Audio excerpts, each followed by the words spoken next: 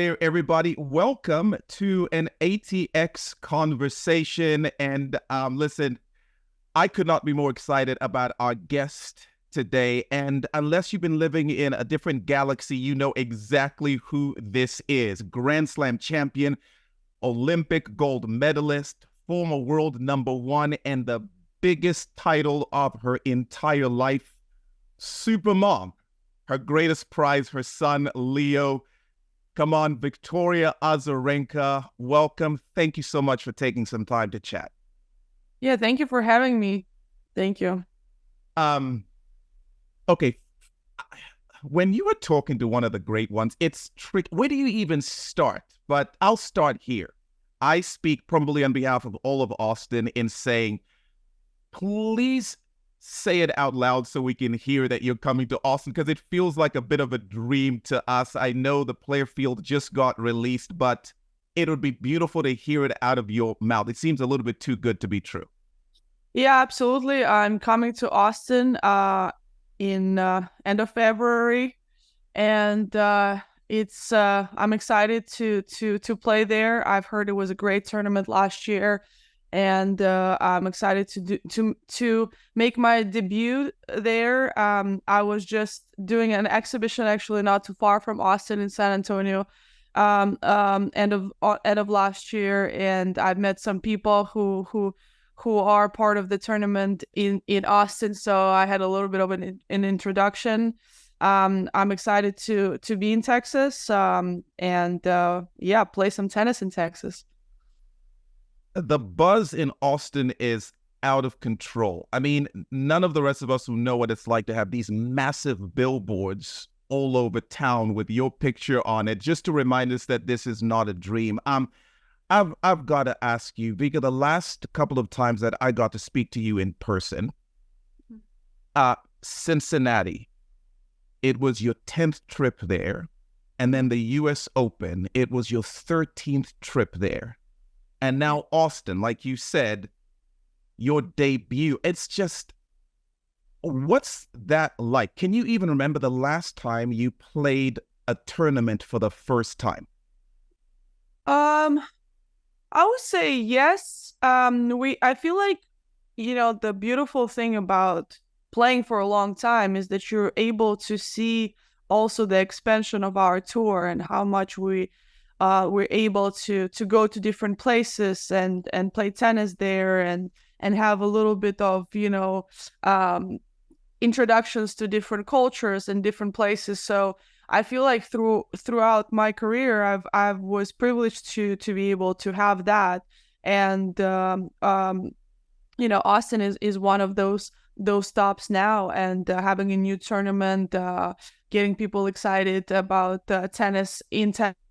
We had our finals there in Texas not too long ago. So I feel like that's just a great opportunity to expand our reach and our kind of I would say not influence in a way and inspiration, because tennis is such a big sport in America, and just to bring it to different parts of America, I think is very cool. And I think when we do play tennis, we don't realize sometimes how big actually um, United States is, and because it's California, then it's Miami and New York, and now we're expanding in Cincinnati and Austin, and then we play some other events like in Cleveland and etc. So I think it's just awesome for our sport to have that more of a bigger reach. And yeah, especially when you have such a positive feedback from the first year, and this year it's going to be even better field. I think that's amazing, and I've never been to Austin as a city, so I'm really looking forward to it, to experience the Texas life a bit. It's I think the cities are quite different. I've been to Dallas many times. I've been to San Antonio now, so I would love to see the vibe that there is in Austin.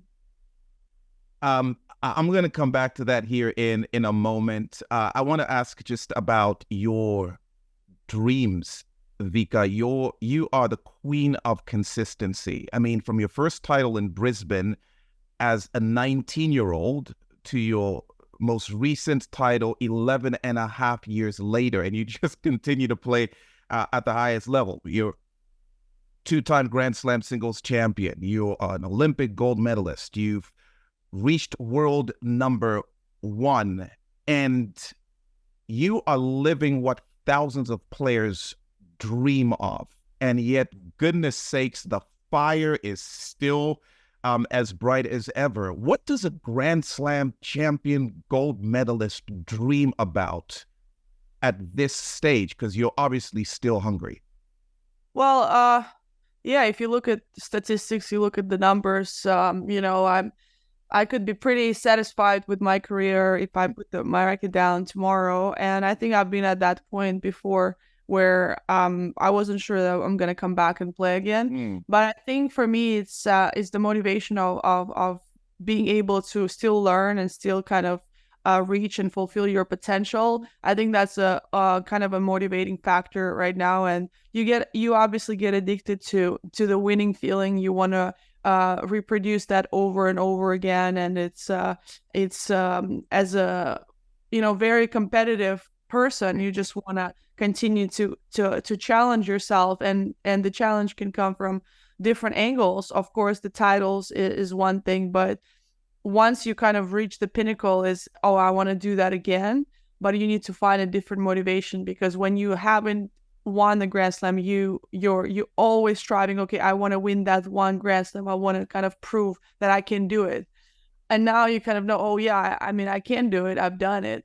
Can I still, improve myself? And now it's a different field. The players are changing. The game is changing, and to be able to still play at a very high level is important. And for me, I'm not satisfied with being top 20 in the world. I'm sure it's, for a lot of people, it's a big achievement. It's a great achievement, but that's not something that I'm satisfied with. So I want to make sure that as much time as I have left to play, or I want to play, is that I still continue to learn and improve, and really set my dreams and goals high. They've never changed, that's for sure. So I feel inspired by definitely younger players, younger generation, and also like somebody like Arena, who is from my country and doing so well, and just pushing those barriers forward. And I love that. I'm happy to be a part of that, and it excites me to go out there and work hard, and also to show my son Leo that if you have a dream, if you want to achieve something in life, it takes dedication, it takes courage, it takes hard work, it takes a bit of talent for sure. But I think those other three components are so much bigger than the talent. And I tell him every time, I will take hard work over talent every day.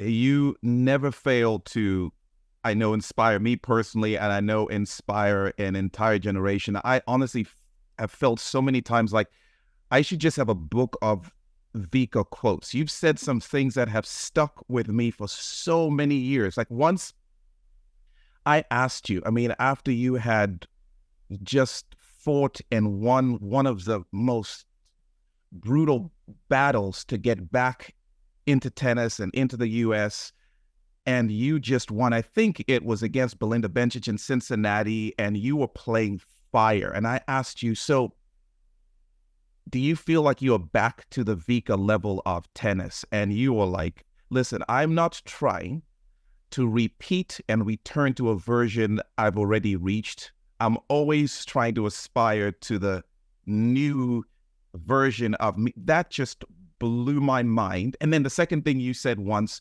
after a great win once again, Vika, that win had to have given you confidence. And you're like, what?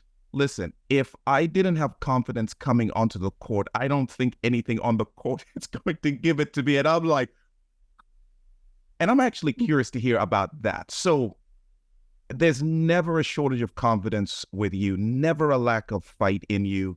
So where would you say confidence comes from for you? Well, I wouldn't say it's not about, you don't have confidence. I think it comes confidence builds on results, on habits, and on your hard work. I think self-belief comes before that, like self-belief that you can do it and that you want to do it, and also understanding how much you want it, because sometimes when you dream big, it can be scary, and I think it stops a lot of people from kind of going after that.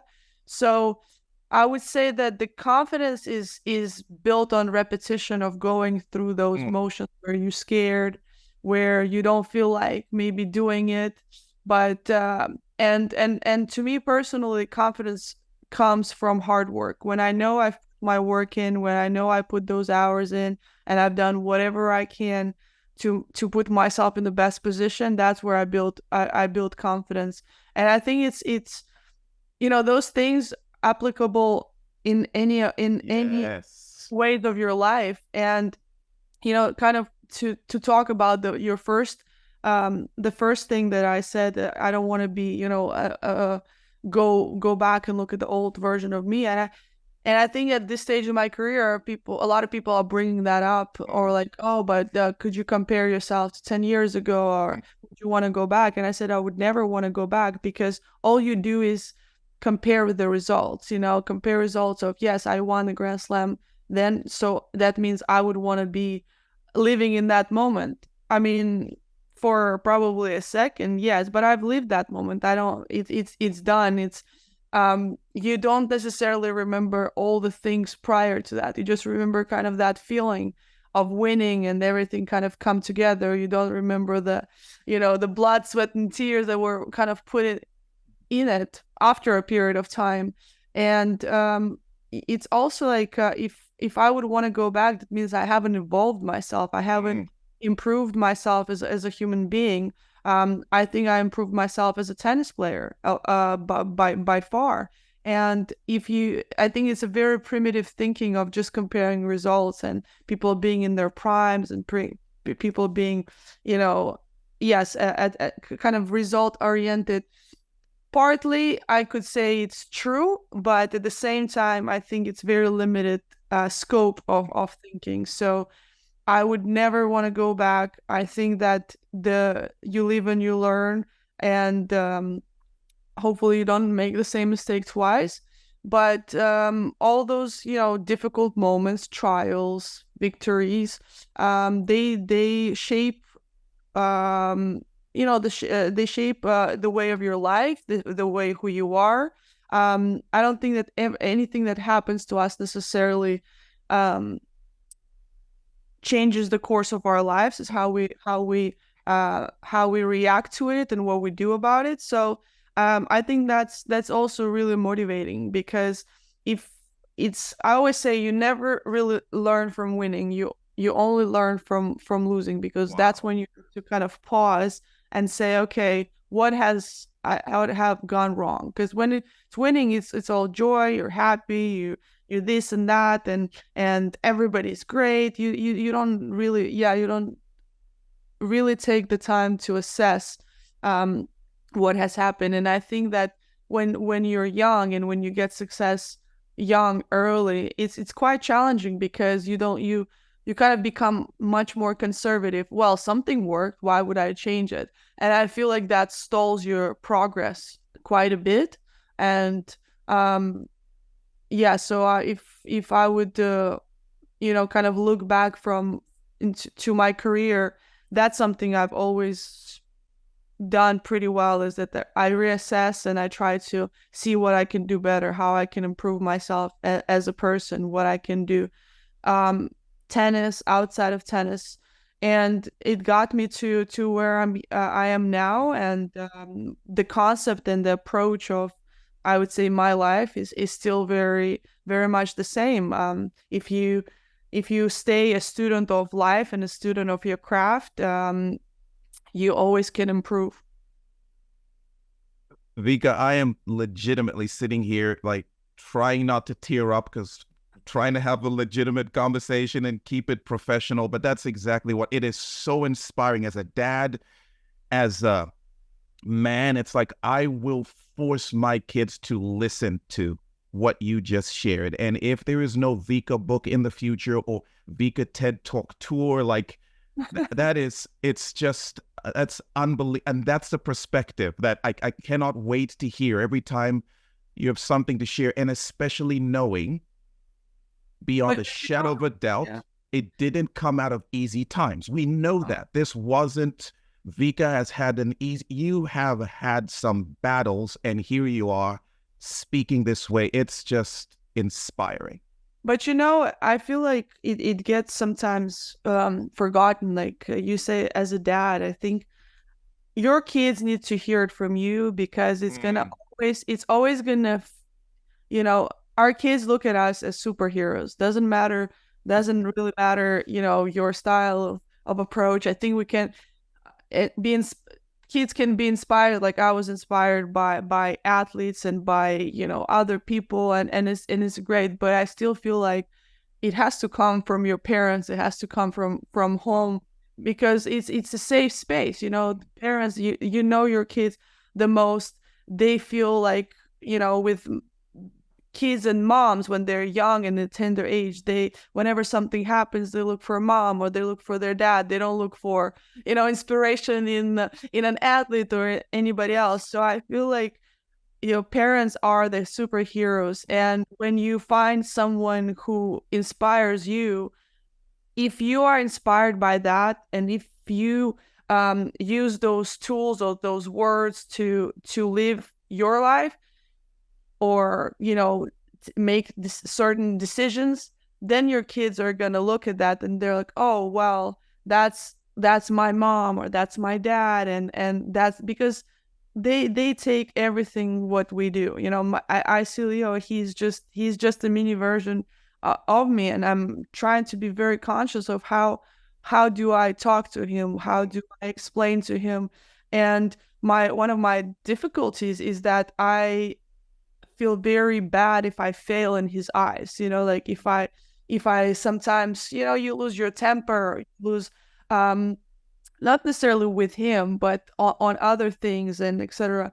And it's also can be, and I'm learning that myself, how powerful it can be to have those conversations of that, sometimes you just don't make the right decisions, but this can happen, this is what you can do. And to be honest with your kids, because they are like sponges. They are like looking at their parents and mirroring them. So that's what I would say, that for your kids is to, if you are inspired by what I say, try to translate it into your life, and they will pick it up much more than what I say and what they hear once. Oh man, beautiful. Wow, Vika, I'm gonna try to change gears here for a second, and I'm gonna ask you to please be honest with us. Like, are you coming to Austin for the tennis or for the horses? Because speaking of evolving, I don't know if this horse whisperer thing has just always been like in the shadows and it's recently come to the surface, or if this is legitimately just a newfound passion for you. It is a newfound passion. I was actually scared of horses when I was young, and and I took Leo couple summers ago to just have some lessons. And I felt just really good in the barn. I enjoyed it. And I was like, oh, it's a bit, dangerous for tennis. I'm not going to try it. And then I watched Yellowstone, and then I was like, I'm going to be a cowboy. Like it's just, it opened a whole different America to me. Like it's just the culture of that, the land, the beauty of the lands that we don't see. Because again, I told you, as a tennis player, you go to California, here you go to New York, you go to Miami.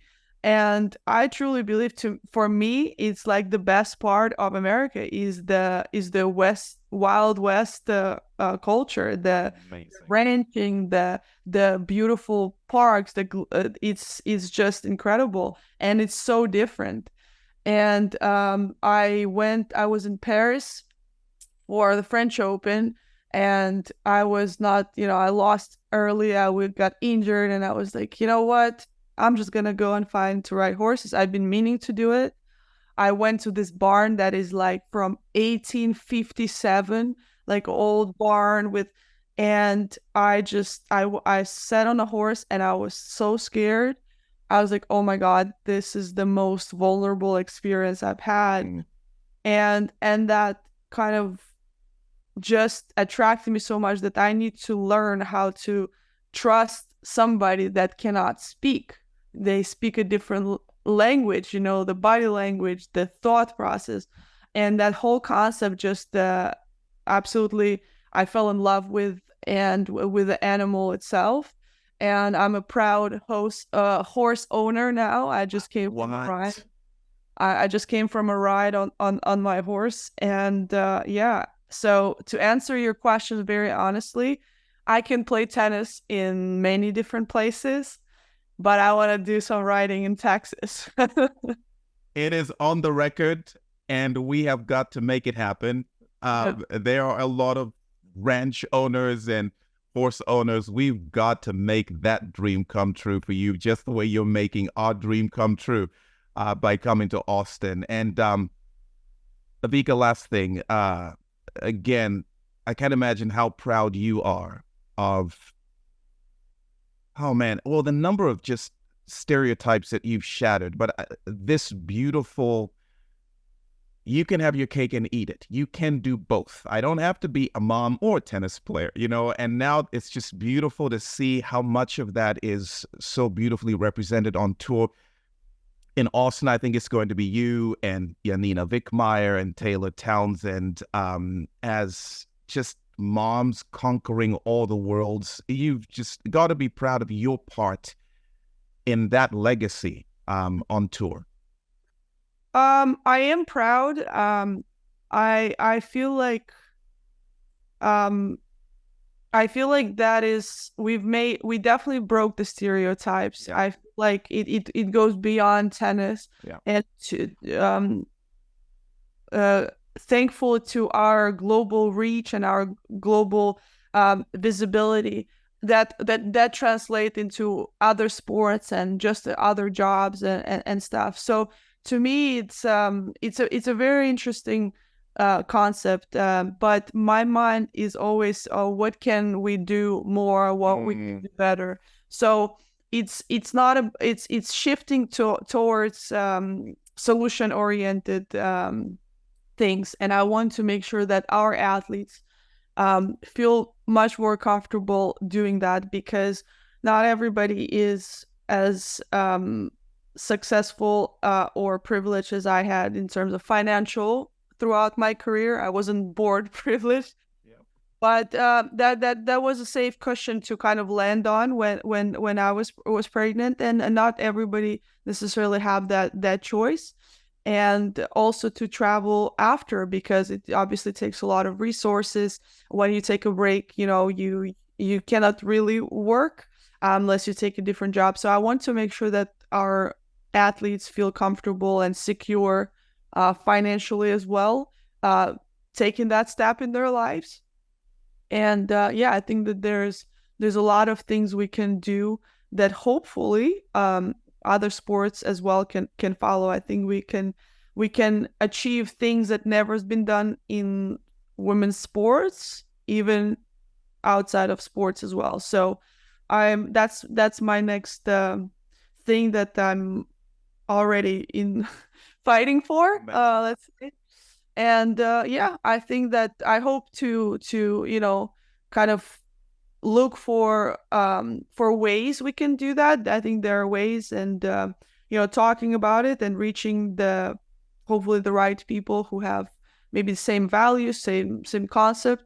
I think that's important to do. But yeah, I'm very proud that we have that. We've changed that objective, but there's a lot more work to do, and I hope to take it to another level. Vika, thank you so much. man, there's such a huge part of me that feels like at the end of it all, it's going to be a crime if Victoria Azarenka is known simply as a tennis player, because she was great at that. But man, at life, the legacy and all of the difference you're trying to make in the world, it's just so beautiful to hear. Such a privilege to chat with you. Cannot wait to see you. And maybe I'll try and get on a horse in Austin. Yes, you have to. I already heard you agreed, so oh man, the record. all right, I've committed. I'll even get a hat to go with it. But thank you so much. Such a privilege to have this chat, and we will definitely see you soon. Good luck in the Middle East. See you in Texas. All right, we'll see you.